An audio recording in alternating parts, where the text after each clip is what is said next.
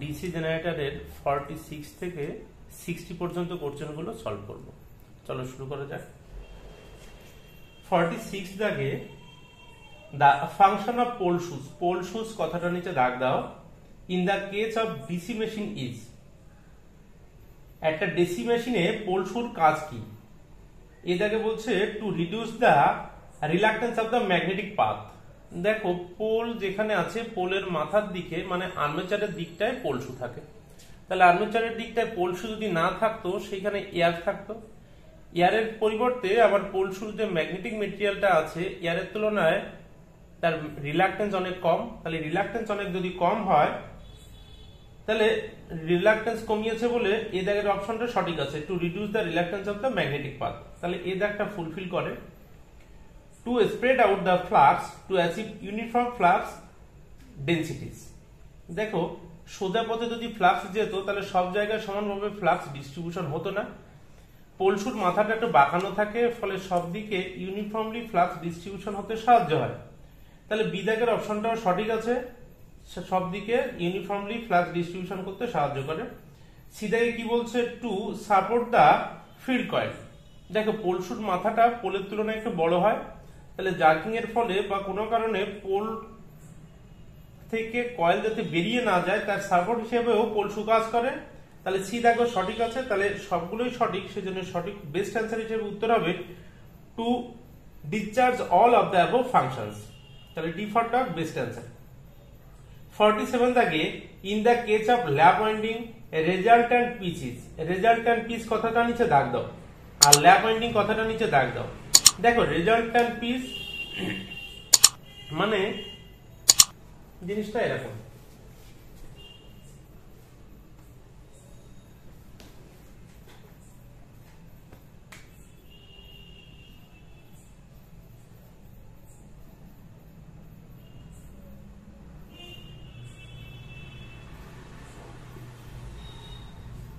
এই দুটো শ্যাফট, এটা আর্মেচার, আর্মেচারের ভেতরে এরকম সরু সরু গর্ত কাটা হয় যেটাকে বলা হয় স্লট। এরকম সরু সরু স্লট কাটা হয়, এটা উঁচু জায়গা, এটা উঁচু জায়গা, এটা গর্ত, এটা উঁচু জায়গা, এরকম আছে। এবার ল্যাপ ওয়াইন্ডিংটা কেমন হয়? ল্যাপ ওয়াইন্ডিংটা হয় এরকম,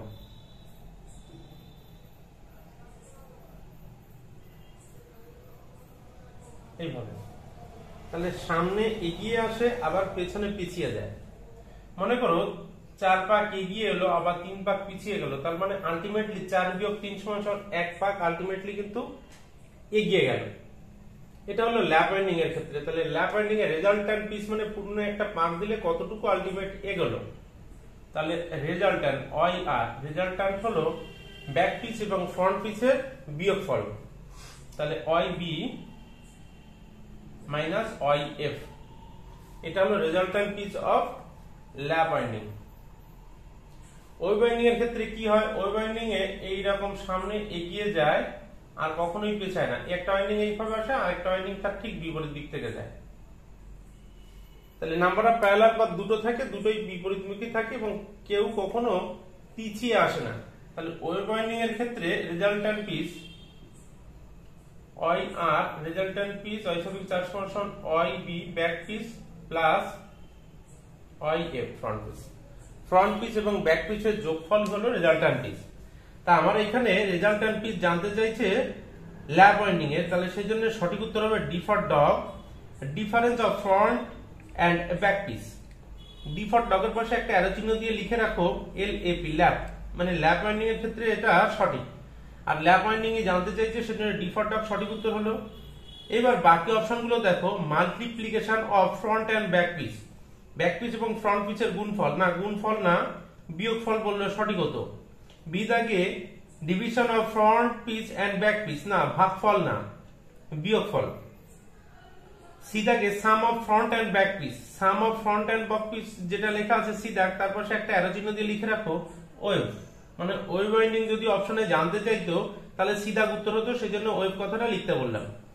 48 দাগের কোশ্চেনটা দেখো, এ ডিসি ওয়েল্ডিং জেনারেটর ওয়েল্ডিং কথাটা নিচে দাগ দাও, has lap winding, wave winding, duplex winding, না এনি অফ দ্য অ্যাবভ। দেখো ওয়েল্ডিং এর জন্য হিউজ কারেন্টের দরকার হয়, কারণ কি আমরা জানি copper loss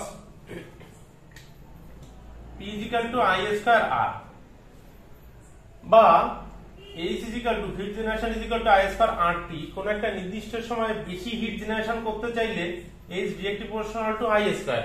huge amount of current flow করলে তবেই হিট জেনারেশনটা হাই হয়, আর এই হাই হিট জেনারেশন হলে ওয়েল্ডিং কাজটা খুব সুন্দরভাবে সুসম্পন্ন হয়। তাহলে ওয়েল্ডিং জেনারেটরের হাই কারেন্ট দরকার। এবার হাই কারেন্ট কে দেয়? LAP ল্যাপ। আমি বলেছিলাম আগেই যে A for ampere, lap winding high ampere বা হাই কারেন্ট দেয়, অতএব ওয়েল্ডিং এর ক্ষেত্রে ল্যাপ ওয়াইন্ডিং বেস্ট। তাহলে এ দাগ সঠিক উত্তর, ল্যাপ ওয়াইন্ডিং। 49 দাগের কোশ্চেনটা দেখো, which of the following statement about DC generator is false. DC জেনারেটরের ক্ষেত্রে কোন জিনিসটা ভুল আছে? এ দাগে দেখো, compensating winding in a DC machine helps in commutation. দেখো কম্পেনসেটিং ওয়াইন্ডিং লিডিং পোল টিপের ফ্লাক্সের ঘাটতি পূরণ করে, ফলে ফ্লাক্স ডিস্ট্রিবিউশন ইউনিফর্ম হয়। ফ্লাক্স ডিস্ট্রিবিউশন ইউনিফর্ম হয় বলে আমরা জানি Eg = 5Zn/6 × P/A। তাহলে Eg directly proportional to 5। Flux distribution uniform হওয়ার কারণে জেনারেটেড ইএমএফ ইউনিফর্ম হয়, এবং জেনারেটেড ইএমএফ ইউনিফর্ম হওয়ার কারণে স্মুথলি কারেন্ট ফ্লো করতে পারে, ফলে কমিউটেশনের সুবিধা হয়। এই কথাটা সঠিক আছে, সেজন্য এ দাগ উত্তর হলো না, আমাকে ভুল বের করতে বলেছে বলে। বি দাগে, in a DC generator interpolar winding is connected in series with the armature winding. Interpolar winding, compensating winding, fractional pitch winding, এগুলো সবগুলো আর্মেচার রিঅ্যাকশনের জন্য হেল্পফুল। আর এই আর্মেচার রিঅ্যাকশন জন্য হেল্পফুল বলে আর্মেচারের সঙ্গে কারেন্ট যাতে সিরিজে সেম থাকে, সেজন্য এগুলোকে সিরিজেই লাগানো হয়। আমরা জানি সিরিজে কারেন্ট সেম, অতএব সেম কারেন্টের এফেক্টটাকে কাজে লাগিয়ে এই জিনিসটা করা হয় বলে কানেকশনগুলো সব সিরিজে থাকে। তাহলে বি দাগ সঠিক আছে। সি দাগে, ব্যাক পিচ আর front pitch are both odd and approximately equal to the pole pitch. C দাগের অপশনটাও সঠিক আছে, ব্যাক পিচ এবং ফ্রন্ট পিচ দুটোই অড হয় এবং approximately equal to the pole pitch হয়। তাহলে সবগুলোই এ বি সি তিনটেই সঠিক বলে উত্তর হলো না, আমাকে ভুল বের করতে বলেছে সেই জন্য। ডি দাগে, equalising bus bar are used with parallel running of DC shunt generator. DC shunt কথাটা নিচে দাগ দাও। দেখো DC shunt generator dropping voltage characteristic, আর আমরা জানি যার যার ড্রপিং ভোল্টেজ ক্যারেক্টারিস্টিক তার ক্ষেত্রে স্টেবল প্যারালাল অপারেশন নর্মাল ভাবেই হয়, তার জন্য ইকুইলাইজার কানেকশন দরকার হয় না। ইকুইলাইজার কানেকশন দরকার হয় যাদের রাইজিং ভোল্টেজ ক্যারেক্টারিস্টিক। তাহলে ডি দাগের অপশনটা ভুল বলেছে, ডি দাগের অপশনটা ভুল বলেই ডি দাগ উত্তর, কারণ আমাকে ফলস বা ভুল বের করতে বলেছে সেই জন্য। তাহলে এখান থেকে একটু দেখে নাও ইকুইলাইজার কানেকশন কার কার ক্ষেত্রে দরকার। একটা স্ট্রেট লাইন আঁকলাম, এদিকটা নো ভোল্ট আর নো লোড, এদিকটা ফুল লোড। ফ্ল্যাট বা level compound, shunt, under compound, over compound, series. তাহলে এই স্ট্রেট লাইনের উপরে যে যে আছে সে রাইজিং ভোল্টেজ ক্যারেক্টারিস্টিক, তার স্টেবল প্যারালাল অপারেশনের জন্য ইকুইলাইজার কানেকশনের দরকার হয়। আর যে যে স্ট্রেট লাইনের নিচে আছে সে dropping voltage characteristic. Stable parallel অপারেশনের ক্রাইটেরিয়া হলো সেম ড্রপিং ভোল্টেজ ক্যারেক্টারিস্টিক। তাহলে এক্ষেত্রে ড্রপিং ভোল্টেজ ক্যারেক্টারিস্টিক হলো শান্ট এবং আন্ডার কম্পাউন্ড। তাহলে শান্ট এবং আন্ডার কম্পাউন্ড জেনারেটরের স্টেবল প্যারালাল অপারেশনের জন্য ইকুইলাইজার কানেকশন দরকার হয় না, আর এখানে ইকুইলাইজার কানেকশনের জন্য শান্টের কথা বলেছি বলেই এটা ভুল। তাহলে দরকার কার কার হয়? ফ্ল্যাট বা লেভেল কম্পাউন্ড, ওভার কম্পাউন্ড এবং সিরিজের স্টেবল প্যারালাল অপারেশনের জন্য ইকুইলাইজার কানেকশন দরকার হয়। শান্টের সঙ্গে শান্ট এবং আন্ডার কম্পাউন্ডের সঙ্গে আন্ডার কম্পাউন্ড জেনারেটরের স্টেবল প্যারালাল অপারেশনের ক্ষেত্রে ইকুইলাইজার কানেকশনের দরকার হয় না। তাহলে ডি ফর ডগ এখানে সঠিক উত্তর। 50 দাগের কোশ্চেনটা দেখো, দা ডিম্যাগনেটাইজেশন ডিম্যাগনেটাইজিং কথাটা নিচে দাগ দাও। Component of armature reaction in a DC generator reduces generator EMF, নাকি ইনক্রিজেস আর্মেচার স্পিড, না রিডিউসেস ইন্টারপোলার ফ্লাক্স ডেনসিটি, না result in the sparking travel. দেখো ডিম্যাগনেটাইজিং কম্পোনেন্ট, ডিম্যাগনেটাইজিং কথাটা নিচে দাগ দিয়ে রাখো। Component of armature reaction in a DC generator, demagnetising component কি করে? Reduce generated EMF. দেখো ডিম্যাগনেটাইজেশনের ফলে কি হয়? ডিম্যাগনেটাইজেশনের ফলে এফেক্টিভ ফ্লাক্স ডেনসিটি কমে যায়। আমরা জানি জেনারেটেড ইএমএফ Eg সমান 5Zn/60 × P/A। তাহলে এখান থেকে আমরা বলতে পারি Eg directly proportional to 5। Demagnetisation ফলে এফেক্টিভ ফ্লাক্স ডিস্ট্রিবিউশন কম হয়ে গেল, তাহলে ফ্লাক্স কম বলে জেনারেটেড ইএমএফ কম। তাহলে রিডিউস জেনারেটেড ইএমএফ, তাহলে এ দাগের অপশনটা সঠিক আছে। বি দাগে ইনক্রিজ আর্মেচার স্পিড। দেখো আর্মেচার স্পিডের ক্ষেত্রে গল্প হলো n directly proportional to EB by phi, তাহলে ডিম্যাগনেটাইজেশনের ফলে ফাই যদি কমে যায় n inversely proportional to phi, তাহলে ফাই কমে গেল, স্পিড বেড়ে গেল। তাহলে এখানে কি বলেছে, ইনক্রিজ আর্মেচার স্পিড, আর্মেচারের স্পিড বেড়ে গেল। তো এটা তো ডিসি মোটরের ক্ষেত্রে হয়, এই ফর্মুলাটা ডিসি মোটরের, কিন্তু কোশ্চেন আমাকে ডিসি জেনারেটর বলেছে, সেজন্য ডিসি জেনারেটরের নিচে দাগ দিয়ে রাখো একটা। তাহলে এখানে বিদাগের পাশে একটা অ্যারো চিহ্ন দিয়ে লিখে রাখো ডিসি মোটর। যদি ডিসি মোটরে জানতে চাইতো তাহলে বিদাগ উত্তর হতো, ডিসি জেনারেটর জানতে চাইছে সেজন্য এ দাগ উত্তর হলো। সি দাগে reduced interpolar flux density, reduce interpolar flux density, না ইন্টারপোলার ফ্লাক্স ডেনসিটি কমায় না, ডিম্যাগনেটাইজেশনের ফলে টোটাল ওভারঅল ফ্লাক্স ডেনসিটি কমে যায়, তাহলে ওটা সি দাগ উত্তর হলো না। Results in sparking trouble, results in sparking trouble না, এটা হবে না। স্পার্কিং ট্রাবলের মানে স্পার্কিং ট্রাবল হয় যদি আর্মেচার রিঅ্যাকশন তুমি কন্ট্রোল করতে না পারো, তাহলে এটা উত্তর হলো না। সরাসরি মানে বেস্ট অ্যান্সার এখানকার অপশন অনুসারে এ দাগ। 51 দাগে দেখো magnetic field in a DC generator is produced by dash. Magnetic field একটা ডিসি জেনারেটরের ক্ষেত্রে কি দিয়ে তৈরি করা হয়? ইলেকট্রোম্যাগনেটস। হ্যাঁ, ইলেকট্রোম্যাগনেটস দিয়ে খুব ছোট সাইজের ইলেকট্রোম্যাগনেট অনেক বেশি স্ট্রং ম্যাগনেটিক ফিল্ড তৈরি করতে পারে, যেটা ইকোনমিক্যাল পয়েন্ট অফ ভিউ খুব এসেনশিয়াল। সেজন্য ইলেকট্রোম্যাগনেটস দিয়েই ডিসি জেনারেটরের ম্যাগনেটিক ফিল্ড তৈরি করা হয়। তাহলে এ দাগ সঠিক আছে। পার্মানেন্ট ম্যাগনেট, দেখো পার্মানেন্ট ম্যাগনেটের ম্যাগনেটিক ফিল্ডের স্ট্রেংথ ধীরে ধীরে নষ্ট হয় এবং সাইজ অনুসারে ম্যাগনেটিক ফিল্ডের স্ট্রেংথ অনেক কম থাকে। আর পার্মানেন্ট ম্যাগনেট দিয়ে যদি ফিল্ড তৈরি করা হয়, পার্মানেন্ট ম্যাগনেটের ম্যাগনেটিক ইনার্শিয়া অনেক হাই হয়, হিস্টেসিস লুপ অনেক বড় হয়, রিটেনটিভিটি কোরেসিভিটি হাই হয়, ফলে হিস্টেসিস লস অনেক বেশি হয়। তাহলে এইসব ডিমেরিটস এর কারণে পার্মানেন্ট ম্যাগনেট দিয়ে ডিসি জেনারেটর নরমালি চালানো হয় না, ইলেকট্রোম্যাগনেট দিয়েই নরমালি এই কাজটা করা হয়। তাহলে বি দাগের পাশে একটা অ্যারো চিহ্ন দিয়ে লিখে রাখো not efficient, not efficient and can not be control. দেখো ফ্লাক্স ডিস্ট্রিবিউশন কারেন্ট ভেরিয়েশন মানে রেজিস্ট্যান্স ভেরিয়েশন করে কারেন্ট ভেরিয়েশন করে ফ্লাক্স ভেরিয়েশন সেপারেটলি এক্সাইটেড বা সেলফ এক্সাইটেড ডিসি জেনারেটরের ক্ষেত্রে সম্ভব, যে ক্ষেত্রে ফিল্ডটা ইলেকট্রোম্যাগনেট থাকে। কিন্তু পার্মানেন্ট ম্যাগনেটের ম্যাগনেটিক ফিল্ডের স্ট্রেংথ নরমালি কোনো পদ্ধতিতে চেঞ্জ করা যায় না। তাহলে স্পিড ভেরিয়েশন বা মোটরের ক্ষেত্রে টর্ক ভেরিয়েশন বা অন্য কোনো কিছু ভেরিয়েশন তোমার এই ম্যাগনেটিক ফিল্ড স্ট্রেংথ চেঞ্জ করার মাধ্যমে করা সম্ভব না, কারণ ম্যাগনেটিক ফিল্ড স্ট্রেংথটা ফিক্সড পার্মানেন্ট ম্যাগনেটের ক্ষেত্রে। তাহলে সেজন্য এ দাগ সঠিক উত্তর হবে, বোথ অফ দ্য অ্যাবভ বা নান অফ দ্য অ্যাবভ এগুলো উত্তর হবে না। 52 দাগে দেখো the number of brushes, number of brushes কথাটা নিচে দাগ দাও। In a commutator depend on, number of brush কার উপর নির্ভর করে? দেখো minimum number of brush is equal to number of parallel path. Number of parallel path lap winding এর ক্ষেত্রে যতগুলো পোল থাকে তত হয়, আর ওয়েভ ওয়াইন্ডিং এর ক্ষেত্রে সবসময় দুটো হয়। তাহলে minimum number of brush wave winding এর ক্ষেত্রে দুটো লাগে এবং ল্যাপ ওয়াইন্ডিং এর ক্ষেত্রে যতগুলো পোল আছে ততগুলো লাগে। কিন্তু যদি কোনো ক্ষেত্রে huge amount of current collection করতে হয়, সেক্ষেত্রে ওই দুটো ব্রাশ বা নাম্বার অফ প্যারালাল পাথ যতগুলো আছে ল্যাপ ওয়াইন্ডিং এর ক্ষেত্রে ততগুলো ব্রাশ দিয়ে কাজ হয় না, তখন প্যারালালে ব্রাশের সংখ্যা বাড়াতে হয়। তাহলে number of brushes in a commutator depend on কি? স্পিড অফ দ্য আর্মেচার না টাইপ অফ দ্য ওয়াইন্ডিং। দেখো টাইপ অফ দ্য ওয়াইন্ডিং মানে ল্যাপ ওয়াইন্ডিং বা ওয়েভ ওয়াইন্ডিং। ল্যাপ ওয়াইন্ডিং হলে মিনিমাম নাম্বার অফ ব্রাশ হবে নাম্বার অফ পোলের সমান, আর ওয়েভ ওয়াইন্ডিং হলে দুটো লাগবে। তাহলে এটা হলো মিনিমাম নাম্বার অফ ব্রাশ।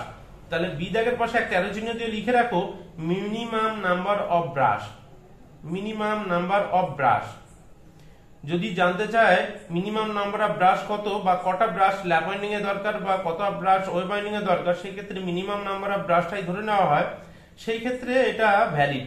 কিন্তু এখানে কিন্তু ল্যাপ ওয়াইন্ডিং ওয়েভ ওয়াইন্ডিং কিছু উল্লেখ করেনি, সেজন্য ওগুলো কোনোটাই ভ্যালিড হবে না। ওগুলো মিনিমাম নাম্বার অফ ব্রাশ যদি জানতে চাইতো তাহলে ভ্যালিড হতো। ভোল্টেজ না, ভোল্টেজের উপর নির্ভর করে ইনসুলেটিং প্রপার্টি, ভোল্টেজের উপরে নাম্বার অফ ব্রাশ নির্ভর করে না। সি দাগ হলো না। বি দাগে কি বলছে? Amount of current to be collected. দেখো কারেন্ট কালেকশন যদি বেশি করতে হয় তাহলে প্যারালালে ব্রাশের সংখ্যা বাড়াতে হবে, কারেন্টের পরিমাণ যদি কম হয় তাহলে সেক্ষেত্রে ব্রাশের সংখ্যা কমিয়ে দিয়ে কারেন্ট কালেকশনটা করা হয়। তাহলে সাইডে একটা জায়গায় লিখে রাখো খুব ছোট ছোট করে, minimum number of brush, minimum number of brush is equal to number of parallel path. Minimum number of brush, minimum number of brush is equal to number of parallel path, number of parallel path, but if current is increased, then number of brush to be increased, তাহলে এক্ষেত্রে কতটুকু current আমি collection করতে হবে আমাকে সেটা উল্লেখ করেনি, সেজন্য amount of current to be collected এটা বেস্ট অ্যান্সার। যদি কারেন্ট কতটুকু কালেক্ট করতে হবে এটা অপশন না থাকতো বা এই ধরনের কোনো ব্যাপার না থাকতো, তাহলে টাইপ অফ ওয়াইন্ডিংটা বেস্ট অ্যান্সার উত্তর হতো। মানে সহজ কথা, ডি দাগের অপশনটা না থাকলে বি ফর বোম্বেটা উত্তর হতো। 53 দাগের কোশ্চেনটা দেখো, কম্পেনসেটিং ওয়াইন্ডিং কথাটা নিচে দাগ দাও। দেখো লিডিং পোলটিপে ডিসি জেনারেটরের ক্ষেত্রে আর্মেচার রিঅ্যাকশনের ম্যাগনেটিক ফিল্ড স্ট্রেংথ কমে যায়, সেই ঘাটতি পূরণ করার জন্য কিছু এক্সট্রা ওয়াইন্ডিং পাকানো হয় যেটাকে কম্পেনসেটিং ওয়াইন্ডিং বলে। কম্পেনসেটিং ওয়াইন্ডিং এর কাজ হলো ডিসি জেনারেটরের ক্ষেত্রে লিডিং পোলটিপের ফ্লাক্সের ঘাটতি পূরণ করা। তাহলে compensating winding are used in DC জেনারেটরের কম্পেনসেটিং ওয়াইন্ডিং ব্যবহার করা হয় এটাকে maintain to reduce the eddy current কথাটা নিচে দাগ দাও by providing local short circuiting. দেখো যেখানেই এডি কারেন্ট বলবে সেখানেই লেমিনেশন, যেখানেই লেমিনেশন বলবে সেখানেই এডি কারেন্ট লস। এ দাগের পাশে একটা অ্যারো চিহ্ন দিয়ে লিখে রাখো লেমিনেশন অনলি। যদি অপশনে লেমিনেশন কথাটা মানে কোশ্চেনে লেমিনেশন কথাটা থাকতো তাহলে এ দাগ উত্তর হতো। এখানে লেমিনেশন রিলেটেড কোনো কথা বলেনি, সেজন্য এ দাগ উত্তর হলো না। বি দাগে to provide path for the circulation of cooling air. দেখো কুলিং এয়ার সার্কুলেশনের জন্য ফ্যানের মানে ওই মোটরের শ্যাফটের সঙ্গে এক্সট্রা একটা ফ্যান লাগিয়ে দেওয়া হয়, কিন্তু তার সঙ্গে কম্পেনসেটিং ওয়াইন্ডিং এর কোনো সম্পর্ক নেই বলে বি দাগ উত্তর হলো না। সি দাগে to neutralise the cross magnetising effect কথাটা নিচে দাগ দাও অফ দা আর্মেচার রিঅ্যাকশনের ক্রস ম্যাগনেটাইজিং এফেক্টটাকে কম্পেনসেটিং ওয়াইন্ডিং নিউট্রালাইজ করে এবং সবথেকে বেশি নিউট্রালাইজ করতে পারে ইন্টারপোল। কিন্তু এক্ষেত্রে যেহেতু কম্পেনসেটিং ওয়াইন্ডিং এর কথা জানতে চাইছে তাহলে সি দাগ দেখো সঠিক আছে, সেজন্য সি দাগ উত্তর হলো, আর নান অফ দা অ্যাবভ উত্তর হবে না। 54 দাগে দেখো which of the following components of a DC generator, কোন কম্পোনেন্টটা একটা ডিসি জেনারেটরের plays vital role for providing direct current কথাটা নিচে দাগ দাও অফ এ ডিসি জেনারেটর। একটা ডিসি জেনারেটরের ক্ষেত্রে ডিরেক্ট কারেন্ট জেনারেশনের ক্ষেত্রে কোনটা ভাইটাল রোল প্লে করে বা মুখ্য ভূমিকা পালন করে অফ এ ডিসি জেনারেটর, একটা ডিসি জেনারেটরের। ডামি কয়েল, দেখো ডামি কয়েল শুধুমাত্র মেকানিক্যাল ব্যালেন্সের জন্য ব্যবহার করা হয়, সেজন্য সাইডে একটা আলোচনা দিয়ে লিখে রাখো ফর মেকানিক্যাল ব্যালেন্স। কমিউটেটর, দেখো কমিউটেটর এবং ব্রাশ সেট থাকার কারণে রোটেটিং পার্টে এসি জেনারেশন হয়, সেই এসিটা কমিউটেশনের মাধ্যমে বাইরে আমরা ডিসি পাই। তাহলে এসি কে ডিসি বা ডিসি কে এসি এই মানে কনভার্সনটা এই কমিউটেটর ব্রাশ সেটের রিলেটিভ রোটেশনের কারণে হয়। এখানে যেহেতু ডিসি জেনারেটর বলেছে তাহলে কমিউটেটরটাই সঠিক উত্তর হবে। সাইডে ব্র্যাকেটে লিখে রাখো এন্ড ব্রাশেস মানে কমিউটেটর এবং ব্রাশ সেটের কারণে হয়। কমিউটেটর বলেছে, ব্রাশ বলেনি, কিন্তু যদি ব্রাশ বলতো তাহলেও হতো কমিউটেটর ব্রাশ সেট, তাহলে বেস্ট মানে আরো বেশি ভালো উত্তর হতো। তাহলে বি দাগে এখানকার অপশন অনুসারে সঠিক আছে। সি দাগে আই বোল্ট এগুলো অপশন বাড়ানোর জন্য দিয়েছে। ইকুইলাইজার রিং, না ইকুইলাইজার রিং আছে কারেন্ট কি ইকুয়াল করে, এক্ষেত্রে এসি থেকে ডিসি বা ডিসি থেকে এসি কনভার্সনের কোনো ভূমিকা নেই। তাহলে ইকুইলাইজার রিংস যেটা বলেছে তার পাশে একটা অ্যারো চিহ্ন দিয়ে লিখে রাখো ইকুয়ালস দা কারেন্ট, মানে লোড কারেন্টকে ইকুয়াল করা হলো ইকুইলাইজার রিং এর কাজ। তাহলে এখানকার অপশন অনুসারে শুধুমাত্র বি ফর বয়টাই সঠিক উত্তর, বাকি অপশনগুলো ভুল আছে। 55 দাগে in a DC generator the ripples কথাটা নিচে দাগ দাও in the direct EMF generated are reduced কথাটা নিচে দাগ দাও। তাহলে in a DC generator the ripples কথাটা নিচে দাগ দাও in the direct EMF generated are reduced by using conductor of anal copper, using commutator with a large number of segments, নাকি using carbon brushes of superior quality, নাকি using equalizer rings। দেখো in a DC generator রিপিলসটা কি, রিপিলস হলো আউটপুটে যা DC পাওয়া যায় সেই ডিসির ভেতর যে এসি কম্পোনেন্টটা থেকে যায় তাকে রিপিলস বলে। জিনিসটা কেমন, এই ব্রাশ, এই হলো কমিউটেটর, এসি কারেন্ট তৈরি হচ্ছে, ব্রাশটা ফিক্স জায়গায় আছে, কমিউটেটরকে আমি দুটো ভাগে ভাগ করে দিলাম, তাহলে ওর ভেতর যে এসি ছিল রিলেটিভ রোটেশনের কারণে ব্রাশটা একই জায়গায় আছে কিন্তু আর্মেচারটা ঘুরে যাচ্ছে, ফলে এই নেগেটিভ সাইকেলটা পজিটিভ সাইকেলে চলে যায়।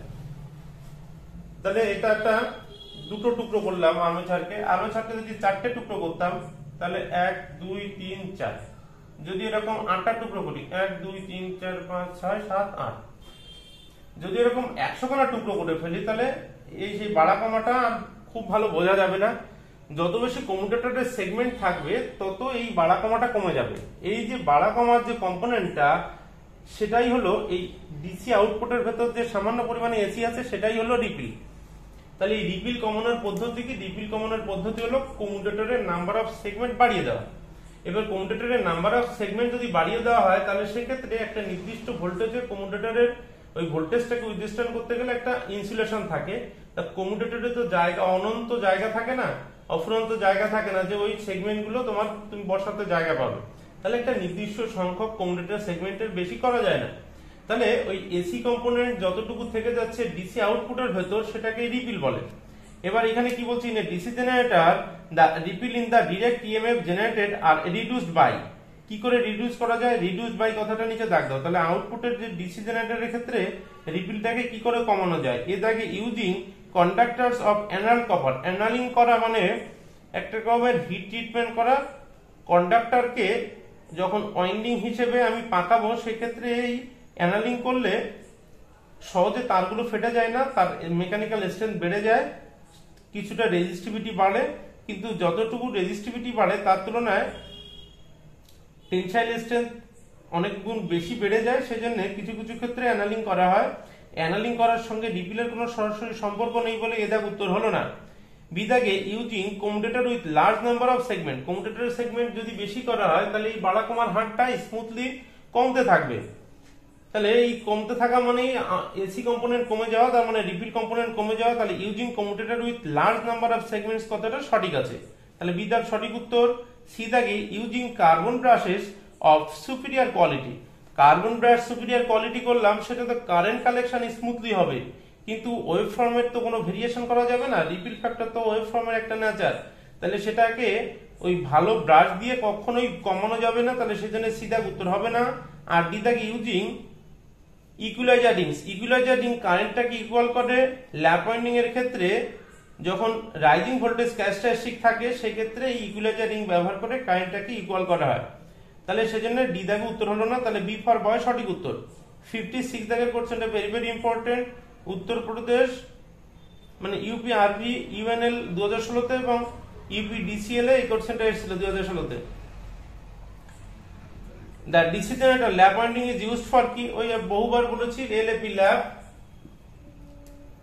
শেষের আগের অক্ষর A for ampere. Lap winding high ampere বা হাই কারেন্ট দেয়, আমরা জানি P VI, তাহলে V P/I সেম পাওয়ারের জন্য V inversely proportional to I। তাহলে ল্যাপ ওয়াইন্ডিং এ হাই অ্যাম্পিয়ার দেয়, তার মানে লো ভোল্টেজ দেবে, তাহলে লো ভোল্টেজ হাই কারেন্ট, সেটা বি ফর বয়তে আছে, সেজন্য বি ফর বয় সঠিক উত্তর। সি দাগে হাই ভোল্টেজ আর লো কারেন্ট, সি দাগের পাশে একটা অ্যারো চিহ্ন দিয়ে লিখে রাখো wave, WAVE wave. Wave winding বললে সি দাগ উত্তর হতো। ল্যাপ ওয়াইন্ডিং জানতে চাইছে বলে বি ফর বয় সঠিক উত্তর। 57 দাগের কোশ্চেনে দেখো two generator A and B have 6 poles each. A এবং বি দুটো জেনারেটর আছে, যেটা দুটোরই 6টা করে পোল আছে। Generator A has wave wound, A has wave wound কথাটা নিচে দাগ দাও। আর্মেচার হয় generator B has lap wound, B has lap কথাটা নিচে দাগ দাও। The ratio of induced EMF in the generator A and B is কত?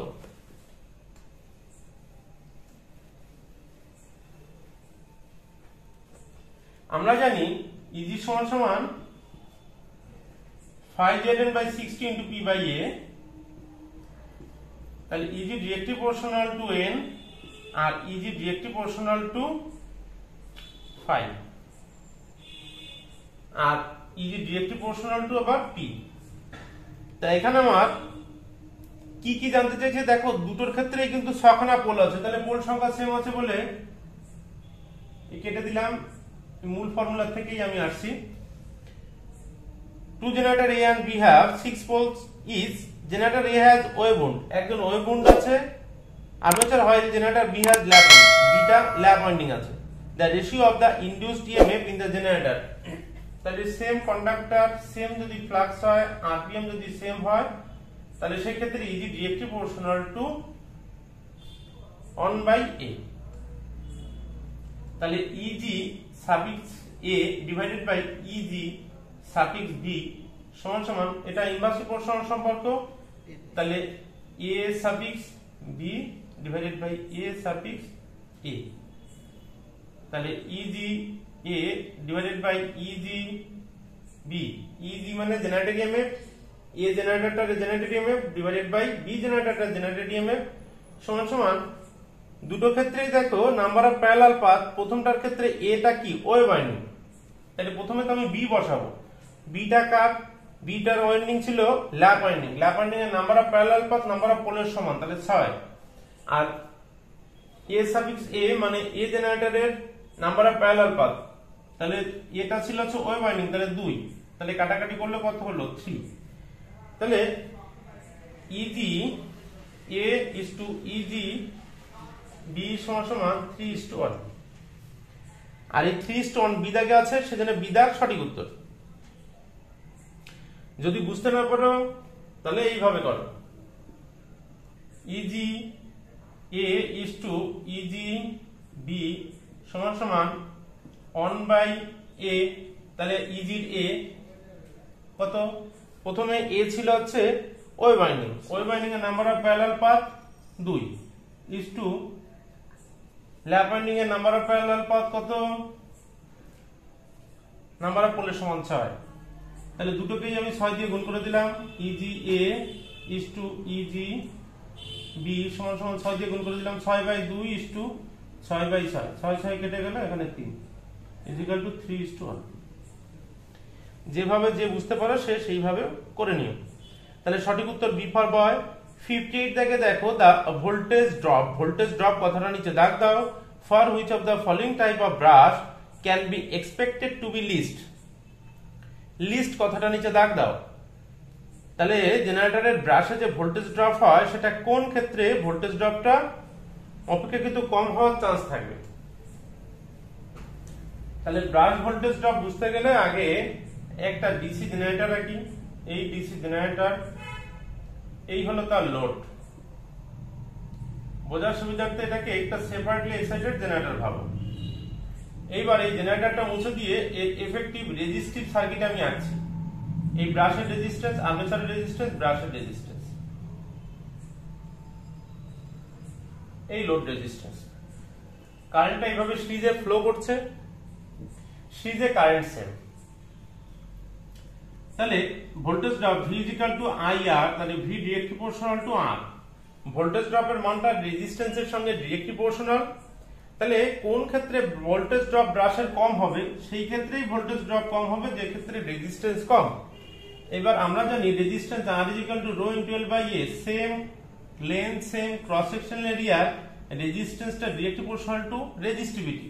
তাহলে লো রেজিস্ট্যান্স মানে লো রেজিস্টিভিটি। তাহলে এই ম্যাটেরিয়ালগুলোর ভেতর যার রেজিস্টিভিটি কম তার ভোল্টেজ ড্রপ কম।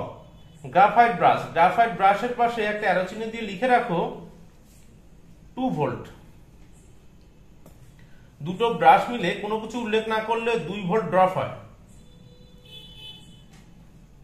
কার্বন ব্রাশ, কার্বন ব্রাশ কখনোই ব্যবহার করা হয় না, কারণ কার্বনের রেজিস্টিভিটি 7000 × 10⁻⁻8 ওহম মিটার, যে ক্ষেত্রে গ্রাফাইটের রেজিস্টিভিটি 250 × 10⁻8 ওহম মিটার। বলে কার্বন, কিন্তু কার্বনের গ্রাফাইট দ্রব্যটাই ব্যবহার করা হয় বলে বিদাগ উত্তর হলো না, কারণ এক্ষেত্রে গ্রাফাইট একটা অপশন আছে। তাহলে গ্রাফাইটের তুলনায় মানে কার্বনের তুলনায় গ্রাফাইটের রেজিস্টিভিটি কম, তাহলে ও কার্বনের তুলনায় বেস্ট অ্যান্সার এ দেখ।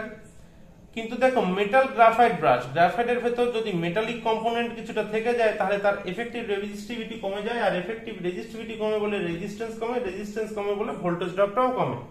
তাহলে সেই জন্য বেস্ট অ্যান্সার এখানকার অপশন অনুসারে সিদা, কারণ এই যে অপশনগুলো তার ভেতর সিদাগের অপশনেরই রেজিস্টিভিটি সবথেকে কম। 59 দাগে, the EMF generated by a shunt wound, shunt wound কথাটা নিচে দাগ দাও, ডিসি জেনারেটর ইজ ই। তাহলে the EMF generated by a shunt wound DC generator is E, একটা shunt wound DC generator এর EMF E আছে। now while pole flux remain constant, ওই flux remain constant কথাটা নিচে দাগ দাও, তাহলে পোলের ফ্লাক্স কনস্ট্যান্ট আছে। ইফ দ্য স্পিড কথাটা নিচে দাগ দাও, of the generator is double কথাটা নিচেও দাগ দাও। তাহলে ফিল্ডের ফ্লাক্স ঠিক আছে, জেনারেটর ইএমএফ শান্টের ক্ষেত্রে ই ছিল, এখন স্পিডটা ডাবল করে দেওয়া হয়েছে, মানে আগে এন যদি থাকে তাহলে এখন 2n স্পিডে ঘুরছে, the EMF generated will be dash.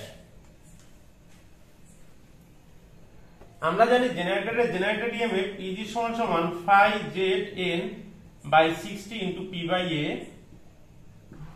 তাহলে is directly proportional to n। তাহলে স্পিড দ্বিগুণ হয়ে গেছে, সেজন্য জেনারেটেড ইএমএফ দ্বিগুণ হবে, কারণ এক্ষেত্রে ফ্লাক্স কনস্ট্যান্ট না থাকলে আমরা অন্যভাবে ভাবতে হতো তখন। তাহলে আগে জেনারেটেড ইএমএফ ছিল ই, এখন দুগুণ বেড়ে 2e হবে। তাহলে এখানকার অপশন অনুসারে সঠিক উত্তর হবে 2e, সেটা বি দাগে আছে, সেজন্য বি দাগ সঠিক উত্তর। 60 দাগের কোশ্চেনটা দেখো, in a DC generator the actual flux distribution depends upon. Actual flux ডিস্ট্রিবিউশনটা কার উপর নির্ভর করে ডিসি জেনারেটরের ক্ষেত্রে?